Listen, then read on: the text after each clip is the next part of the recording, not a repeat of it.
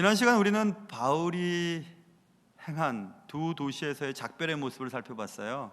파도가 올 땐 바닷속으로 들어가라 라고 하는 제목이었는데요, 고린도를 떠날 때 분명히 떠나야 할 것 같은데 더 여러 날 머물고 작별했고, 그리고 에베소에서는 여러 사람들이 더 머물러 있기를 원했으나 그 청을 거절하고 바울은 그냥 바로 지체 없이 떠나버리는 장면을 살펴보면서 바울이 왜 그랬을까? 이런 질문을 던졌고, 바울은 환경이나 사람의 요청에 의해서 떠나고 남아있고를 결정하지 않고 그의 말대로 하나님의 뜻이면 올 수도 있고 갈 수도 있다, 이 얘기를 우리가 하면서 하나님의 뜻과 인간의 결정에 관한 얘기를 했습니다.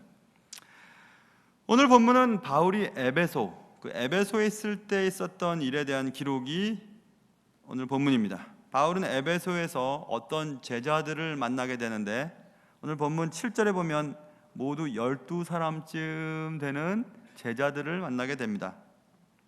그리고 그 제자들을 향해 바울은 두 가지 질문을 합니다. 첫째는 성령에 관하여, 성령을 받았느냐? 2절에 보세요. 너희가 믿을 때 성령을 받았느냐? 이렇게 첫째 질문을 던지고, 두 번째 질문은 3절에 그러면 너희가 무슨 세례를 받았느냐? 이렇게 두 가지 질문을 던지죠. 성령에 관한, 그리고 성령 세례에 관한 질문을 던지고, 이 질문에 답을 하는 장면이 오늘 본문에 나옵니다.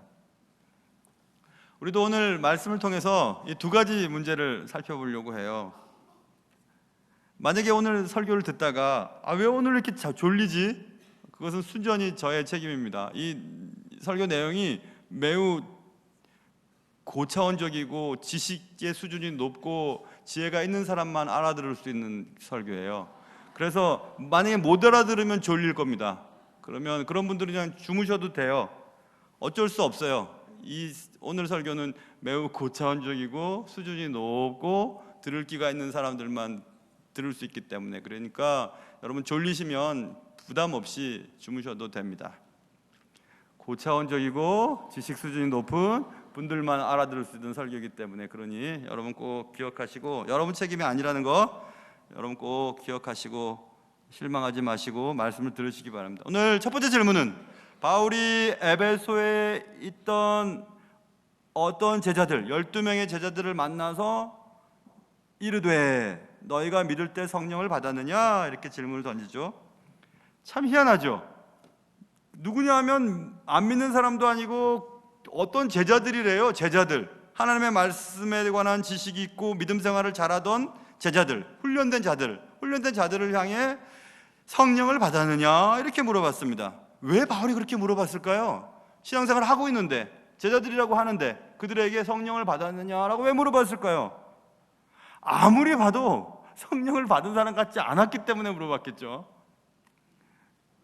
우리도 그러잖아요. 교회 생활 하다 보면 저분이 교회는 다니긴 다니는데 예수님을 아는 사람일까 모르는 사람일까 물어보고 싶은 분이 계시잖아요.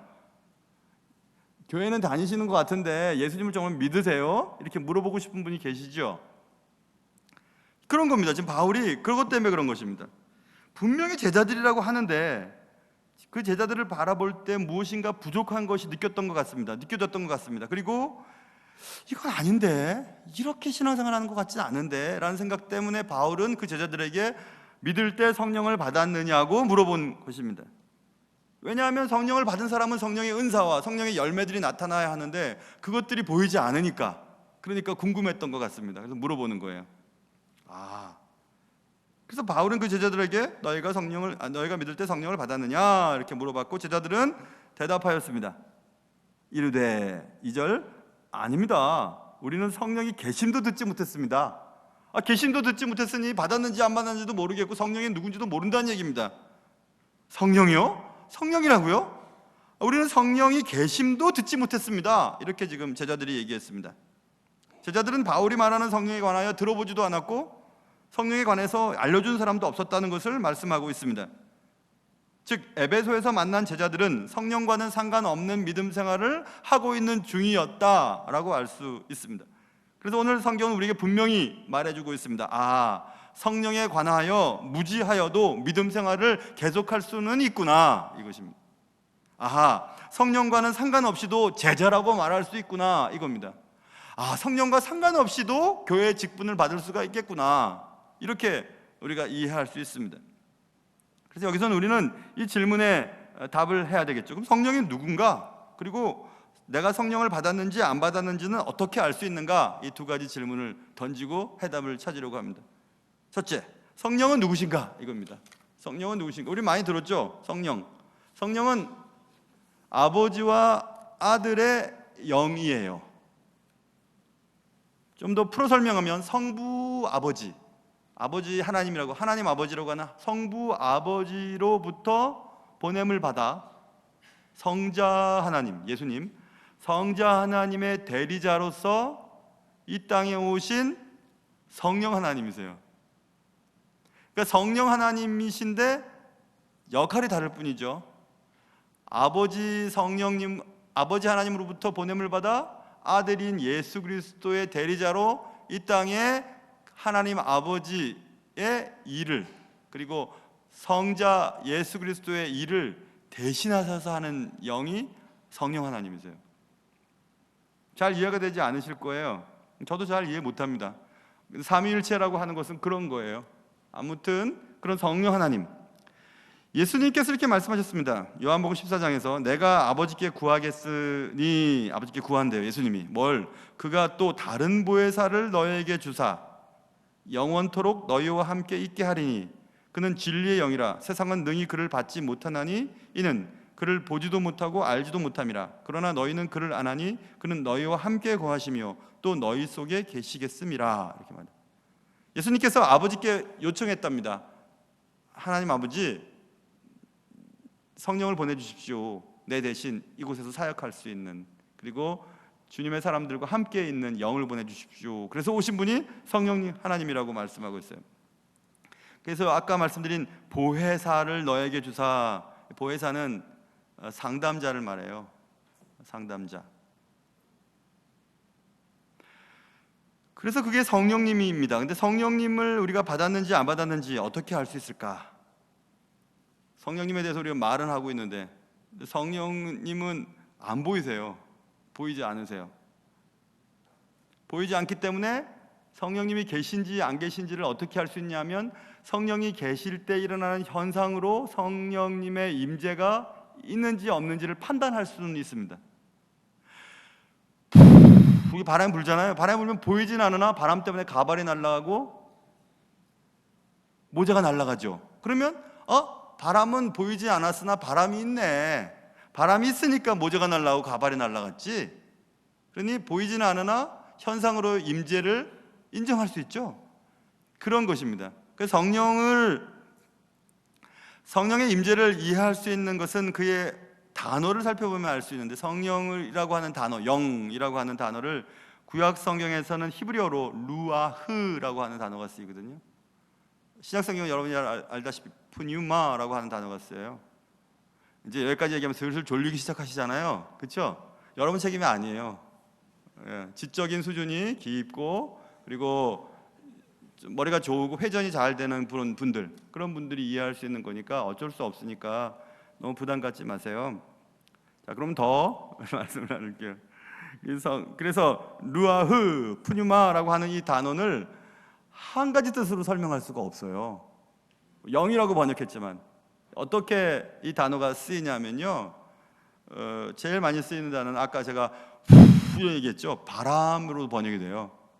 루아흐, 푸뉴마가 바람.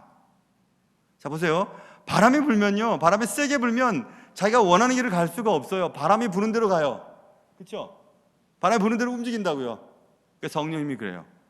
성령님이 우리 속에 임하면 우리의 의지와는 상관없이 성령이 원하는 대로 움직입니다. 눈에는 보이지 않지만 성령의 임재를 그렇게 경험할 수 있어요.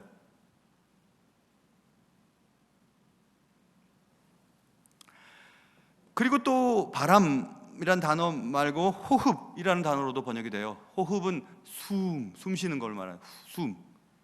자, 하나님께서 땅의 흙으로 사람을 지으셨어요. 그리고 그 코에 생기를 불어넣으시죠. 그러자 생명이 됐다고 했죠. 살아있는 영이 됐다고 했죠.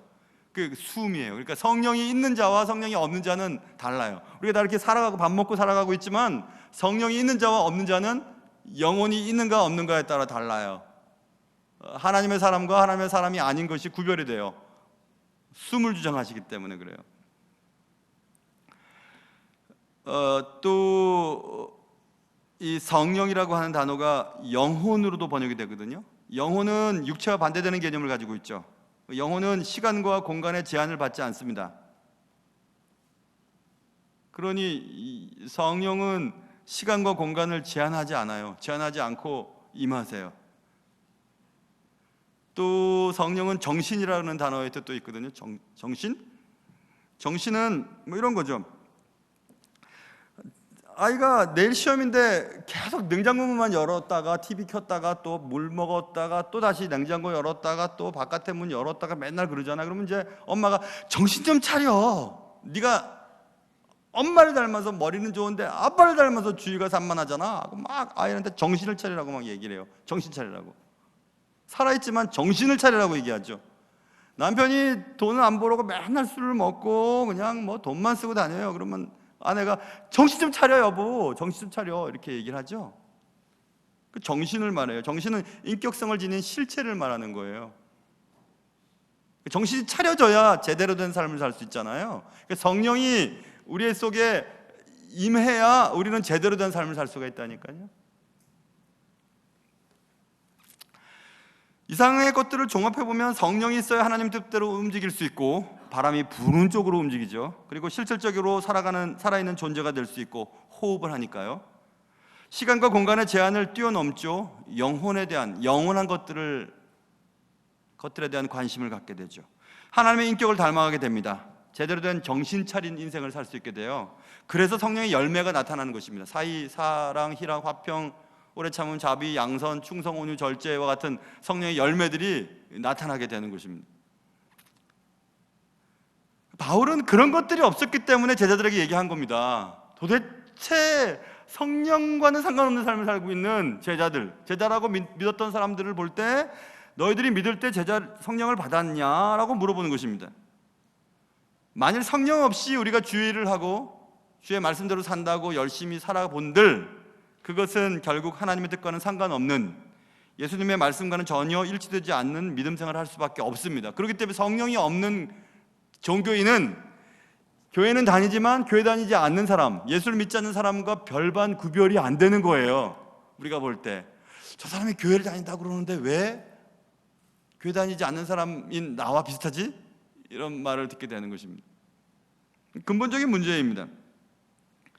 그래서 우리는 믿을 때 성령을 받아야 되는 것입니다. 성령이 바람처럼 나를 주의 뜻 가운데로 인도하고 있는지, 성령이 내 숨과 같이 나를 호흡하고 하게 만드는지. 예수를 믿으면요, 성령을 받으면 이제 숨이 잘 쉬어져요. 인생이 숨이 잘 쉬어지고, 그래서 자유함을 느끼게 되고, 자유함을 누리니까 얼굴에 인상이 펴지는 거예요. 만약에 숨이 모자라면, 숨을 쉴 수가 없으면 우리는 아이고 인생은 정말 숨 막혀, 당신만 보면 숨이 막혀, 근데 집안만 오면 숨이 막혀, 내가 이 집구석 이런 얘기를 하는 거예요. 숨이 막히는 거죠. 성령이 없는 인생은 그래요. 성령이 없으면 재미가 없어요. 숨을 쉴 수가 없습니다. 너희가 믿을 때 성령을 받았느냐 이렇게 말합니다. 성령은 보이지 않는 영적 세계에 대한 관심을 갖게 하고 하나님의 인격을 닮아가게 만들죠. 그래서 지금 바울은 물어보고 있는 겁니다. 성령을 받았냐? 이렇게 물어보고 있습니다. 오늘 바울이 이곳에 오신다면 여러분과 저에게도 물어보실 거예요. 너희가 믿음 생활 하긴 하는데, 교회를 다니는데 성령을 받았느냐? 이렇게 물어볼 것입니다. 그 질문이 첫 번째 질문이고, 두 번째 질문은 그러면 너희가 무슨 세례를 받았느냐? 이렇게 말했습니다. 그러자 그 제자들이 대답합니다. 요한의 세례입니다. 요한의 세례는 세례 요한의 세례를 말하는 것입니다. 물 세례죠. 회개 세례를 말합니다. 4절, 바울이 이르되 요한이 회개 세례를 베풀며 백성에게 말하되 내 뒤에 오시는 이를 믿으라 하였으니 이는 곧 예수라거늘 그들이 듣고 주 예수의 이름으로 세례를 받았다. 주 예수의 이름으로 받은 세례, 그리고 좀 전에 받은 요한의 세례와 뭐가 다른 건가요? 결과가 달라요. 보세요.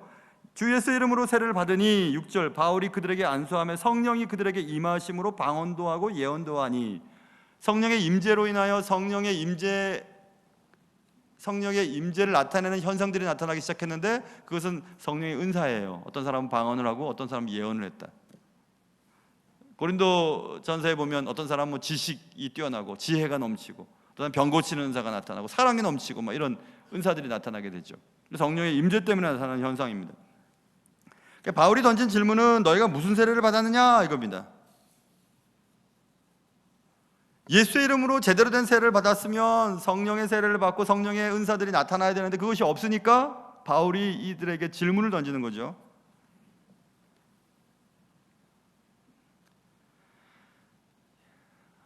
세례 요한이 이런 얘기했습니다. 요한복음 1장에서 나도 그를 알지 못하였으나 나를 보내어 물로 세례를 베풀라 하신 그이가 나에게 말씀하시되 성령이 내려서 누구 위에든지 머무는 것을 보거든 그가 곧 성령으로 세례를 베푸는 이인 줄 알라 하셨기에 하고 세례 요한이 예수 그리스도에 대한 얘기를 합니다. 이런 질문을 던지면 여러분과 제가 궁금해하는 것이 있어야 돼요. 그것은 그러면 성령 세례는 뭐고 성령 충만은 뭡니까? 이렇게 질문 던져야 돼요. 왜냐하면 성령 충만에 대한 얘기를 많이 들으셨잖아요. 성령의 세례와 성령의 충만은 조금 다릅니다. 성령의 세례는 택한 백성으로 하여금 회개케 하고 죄 씻음을 주는 성령의 역사를 강조할 때 성령의 세례라고 얘기해요. 그러니까 회개와 죄 씻음에 대한 성령의 역사를 강조할 때 세례의 성령의 세례 이렇게 말한다고 말할 수 있어요. 그러면 성령의 충만은 뭔가?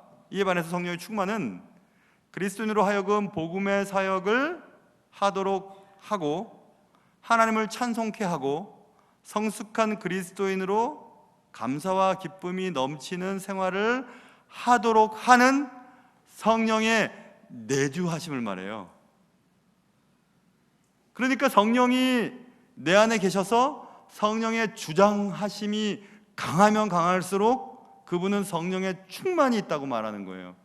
우리가 예수를 믿을 때 성령이 내 안에 내주하세요. 그런데 우리가 죄를 짓고 하나님 뜻대로 살지 아니하면 성령이 점점 소멸돼요. 성령의 소멸의 증상은 우리가 하는 바람을 따라 움직이지 않아요.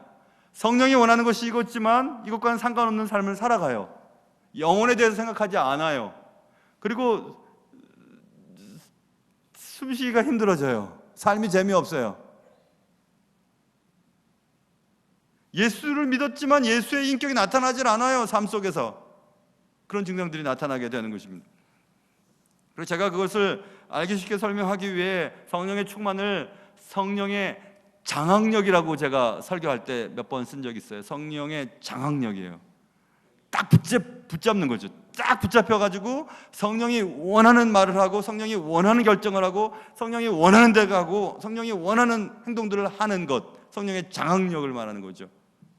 그 성령은 있으나 성령의 장악력의 강도에 따라서 성령의 사람으로도 살 수 있고 예수를 믿는 사람 같지 않는 삶을 살 수도 있습니다. 그 차이예요. 성령의 충만함은. 그래서 로마서 8장에 무릇 하나님의 영으로 인도함을 받는 사람은 곧 하나님의 아들이라 이렇게 말씀했습니다. 성령으로 인도함을 받아요. 하나님의 영으로 인도함을 받아요. 그러면 하나님의 자녀라고 말하고 있어요. 굉장히 중요한 얘기입니다.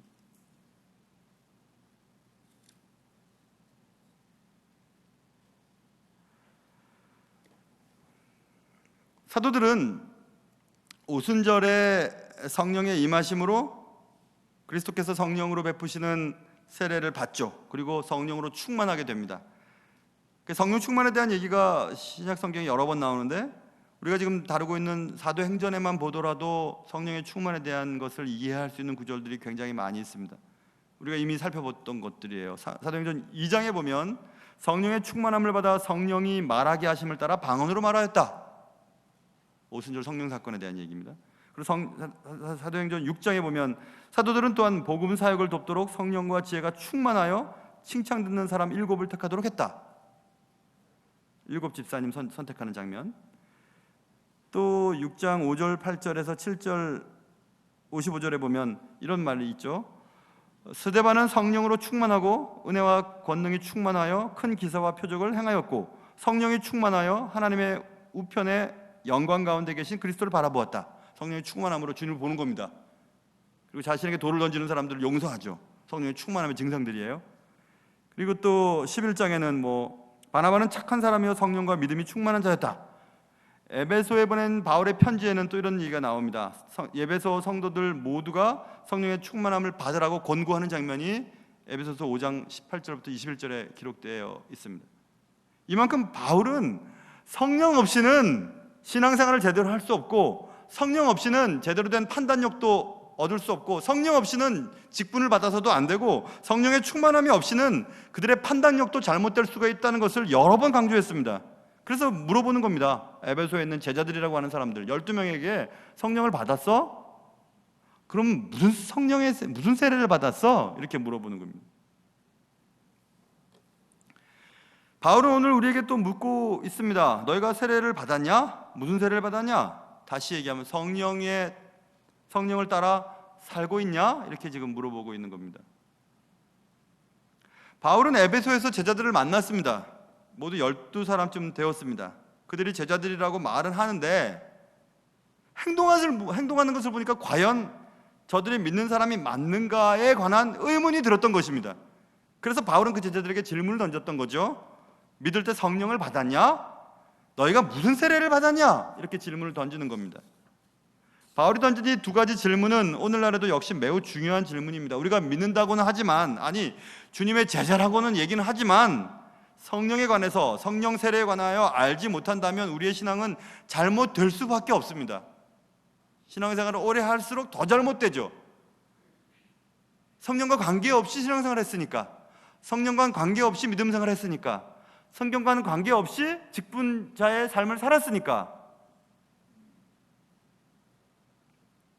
그래서 여러분과 저는 질문을 던져야 됩니다. 나는 성령을 알고 있는가 정말?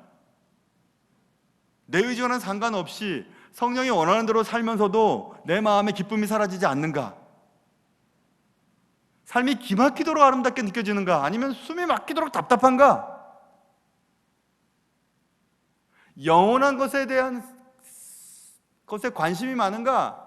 아니면 지금 이거 어쩌지? 이거 어떻게 하면 좋지? 하고 지금 삶에 대해서 관심이 많은가? 정신 좀 차려. 네가 예수 믿는 사람 맞아? 네가 예수 믿는 사람이야? 그렇게 하고도 정신 좀 차리라니까. 하나님의 인격을 소유하는가? 하고 있는가? 아니면 그렇지 않은가에 대한 문제예요. 성령이 바람과 같이 숨과 같이 영혼과 정신을 이끄는지 그렇지 않은지 살펴봐야 됩니다. 그래야 하나님의 뜻을 이루고 결국 예수님의 성품이 내게서 열매처럼 만들어져 가고 있는가? 신앙생활을 오래 해도 전혀 달라지지 않는가? 여러분, 예전의 그 사진과 요즘 사진들을 한번 비교해 보세요. 주름이 많아지고 몸이 뿔기도 하고 가늘어지기도 했겠지만은 표정이 달라요. 예수를 진짜 믿으면 표정이 다릅니다. 표정이 달라지지 않았다면 둘 중에 하나죠. 여러분이 예수님을 정말 믿지 않았거나 아니면 세상에 예수님이 안 계시거나, 둘 중에 하나예요. 우리는 모두 비슷한 경험을 가지고 있습니다. 적어도 진짜 그리스도인이라고 생각한다면 예수를 믿을 때 비슷한 경험들을 다들 했다고 고백해요. 예수님을 진짜 믿고 성령이 내 안에 충만하게 느껴질 때 온 세상이 달라졌던 경험들을 여러분 해보셨죠? 세상이 다른 거예요. 그동안 봤던 하늘과 달라요. 구름이 이렇게 예쁘구나. 바람이 이렇게 좋은 거였구나. 공기가 이렇게 귀한 거였구나. 아니, 꽃들이 춤을 추네. 아니, 지나가는 개미도 하나님을 찬양하는 것 같아요. 찬양하는 것 같은 느낌이 들어요. 내 곁에 있는 사람들이 다 아름답게 보이지요? 그렇게 미웠던 사람들이 너무너무 아름답게 보이는 것입니다. 원수가 사라지고요. 그래서 예수를 정말 믿고 성령의 충만함을 믿고 성령의 장악력이 확장되는 사람일수록 그 사람이 있는 가정과 직장과 가문과 교회 전체가 달라져요. 그런 사람 몇 명만 있어 보세요. 교회가 완전히 달라져 버립니다. 온 세상이 하나님을 찬양하고 이제 더 이상 어떤 것들로 인해 두려워하거나 걱정하는 일이 없고 모든 사람들 속에 남아있는 하나님의 형상을 바라볼 수 있게 되었고, 그리하여 삶이 숨이 막히도록 아름답게 느껴지는 그 순간이 있어요. 야, 삶이라는 것은 정말 아름다운 거구나.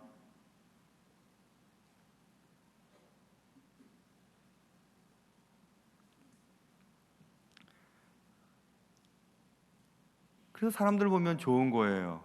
그래서 권사님들도 보고 뭐 새벽에도 권사님 보면 아이 권사님 예쁘다 그러는 거 진짜 예뻐서 그런 거지 그냥 하는 소리 아니에요. 진짜 예뻐서 그래요. 예뻐서 그래. 너무너무 예뻐요. 권사님들도 예쁘고 지사님들도 예쁘고 제 아내는 더 예쁘고 막 그래요. 다 예뻐지고 좋아지는 거죠, 그렇죠? 삶이 아름다워지는 거니까. 성령이 충만할 때 우리는 그런 시간들을 맛보게 됩니다. 그 시간이 너무 좋기 때문에 성경에서는 술 취하지 말라, 이는 방탕한 것이니 오직 성령으로 충만함을 받아라 이렇게 말했어요. 분명한 거죠. 성령의 충만함과 술 취함이 비슷한 현상이 나타나기 때문에 그랬던 것이 틀림없겠죠. 여러분 술 취하신 분들 여기 많이 계시잖아요. 술 취하면 어떤 사람은 자신의 처지를 한탄하면서 슬퍼하는 사람들이 있어요. 내가 왜 그때 그놈하고 결혼했을까 부터 시작해서 내가 그때 거길 가지 말았어야 되는데, 아이 그렇게 하지 말았어야 되는데, 그 계약하지 말았어야 되는데 하고 막 자신의 삶을 한탄합니다. 그때 아버지는 오빠들만 공부시키고 내가 공부를 더 잘할 수 있었었는데 나는 여자라고 반만 시키고. 그래서 막 울어요. 술 먹으면 우는 사람들이 있어요. 자신의 삶이, 자신의 처지가 슬프기 때문에 그렇죠. 근데 여러분 성령의 충만함을 입어도 자신을 칩니다. 야, 내가 하나님의 사람인데 이렇게밖에 안 되냐고 자신의 가슴을 치면서 애통해져요. 그 경험해 보셨죠? 성령의 충만함을 입으면 자신이 내가 왜 이렇게 살지? 하나님 하면서 자신의 가슴을 치기 시작해요. 하나님 나를 불쌍히 좀 여겨주십시오. 저 사람이 저렇게 한 그 말 때문에 이걸 정말 해결하지 못합니다. 내가 이런 것 때문에 이렇게 괴로워합니다 하면서 자신의 삶을 막 한탄하기 시작해요. 비슷하죠? 또 반대도 있던데요. 어떤 사람은 또 괜히 신이 나요. 술을 마시면. 근데 목사님은 왜 저렇게 잘하세요? 이렇게 얘기를 하시는, 저 많이 봤어요. 은행 다닐 때도 막 신이 나가지고요, 막 그냥 돈도 막 주기도 하고 막 또 겁도 없어요. 막 아무데나 발길질 차기도 하고 막 그러죠. 성령의 충만함도 그렇습니다. 성령의 충만함은요, 괜히 기쁘죠. 괜히 기뻐요. 그리고 두려움이 없어지죠. 다윗 보세요. 성령이 충만하고 하나님을 의지하면서 막 적군하게 달리고 여호와를 의지하며 담을 뛰어넘나이다 이렇게 다윗이 고백하잖아요. 다윗은 막 달립니다. 뭐 살고 죽는 것이 하나님께 있으니까 막 화살이 막 피해가요. 막 어차피 하나님 앞에 내 생명이 있으니까 하나님을 의지하고 막 달려가는 거죠. 크게 두려움이 없잖아요. 마치 술을 마시는 사람들이 두려움이 없는 것처럼 똑같죠. 성령이 충만하면요 걱정이 없어져요. 한번 해보세요. 두려움이 사라집니다. 어떡하지? 그런 말 안 해요. 하나님이 또 눈뜨게 하셨으면 하나님이 새로운 날을 또 주신 것에 대해서 감사하죠. 그 찬란한 아름다움, 삶에 대한 아름다움, 기막힌 매일매일의 삶을 경험하며 살게 되죠. 사람이 술을 마시면 술이 또 사람을 마신다는 말을 보통 합니다. 술이 사람을 주도한다는 얘기죠. 성령도 마찬가지예요. 내가 예수를 믿으면 성령이 내 안에 딱 임재하시고 내주하시죠. 그리고 우리가 주의 말씀대로 살면 살수록, 또 주의 뜻대로 순종하면 순종할수록 내 속에 성령이 내 삶을 장악하기 시작하죠. 나의 작은 것부터 큰 것까지 다 장악하셔요. 그래서 이제는 내가 사는 것이 아니라 내 안에 예수 그리스도가 살아간다고 고백하게 됩니다. 갈라디아서 2장 27처럼 내가 이제 예수로 말미암아 사는 겁니다. 이제 내가 사는 건 아니에요. 내 안에 계신 예수가 사는 거예요. 나는 그냥 따라가는 겁니다. 이렇게 고백을 하게 되죠. 그리고 참 주인이신 하나님을 모시고 살아가는 종이기 때문에 주인이 종의 먹고 살고 앞으로 일들을 책임져 주시지 않겠나, 이런 다짐을 하게 되고 담대함을 갖게 돼요. 그럴 때도 있고 그러지 않을 때도 있잖아요. 우리가 성령이 충만하고 하나님과 가까운 관계가 되면 삶이 참 재미있고 막 신나고 미워하는 사람들도 다 사라지고 그러죠. 그러다가 또 믿음 생활이 뚝 떨어지면 또 미워하는 사람들이 생기고 또 걱정이 막 생기고 건강 문제가 걱정이 되고 자녀들 때문에 잠 못 자고 그런 일들이 생기잖아요. 술기운이 떨어지는 걸 싫어서 또 술 마시고 또 술 마시고 그러잖아요. 성령도 그래요. 계속해서 성령의 충만함을 입어야 됩니다. 성령의 장악력이 약해지면 약해질수록 우리는 세상적으로 나가기 때문에 그렇습니다. 그리고 또요, 제가 발견한 게 있었어요. 성령의 그 충만함, 성령을 받고 성령의 장악력이 내 삶에 충만한 자들의 특징은요, 정의로워집니다, 사람이. 근데 여기서 우리가 헷갈리지 말아야 될 거 있어요. 세상의 정의의 관점과 예수 안에서의 정의로움은 다른 뜻이에요. 예수 믿고 정의롭다고 하는 뜻은요, 옳은 것에 표를 던지는 사람이 아니고 선한 것에 표를 던지는 사람으로 바뀌어요. 성령이 충만하면 옳고 그름이 중요한 게 아니에요. 이게 선한가, 덕이 되는가, 하나님의 뜻에 맞는가, 거기에 관심을 기울이게 되지, 옳고 그르고 따지면서 싸우지 않습니다. 이게 옳든 저게 옳든 그게 중요하지 않아요. 하나님의 뜻에 선한가, 이게 옳은 일인가, 그 옳다는 것은 선한가에 관심이 기울어지게 됩니다. 정말 이렇게 달라져요. 그게 참 정의로운 사람이죠. 이거 진짜 옳지 못한 행동이야, 당장 사회법으로 돌팔매질을 해서 없애버려야지 라고 할 수 있었어요. 옳은 것을 선택했으면. 누가요? 마리아의 남편 요셉이. 마리아는 결혼도 하기 전에 배가 불러왔잖아요. 당대 법칙으로 그러면 돌팔매질해서 죽였어야 돼요, 옳은 일을 하자면.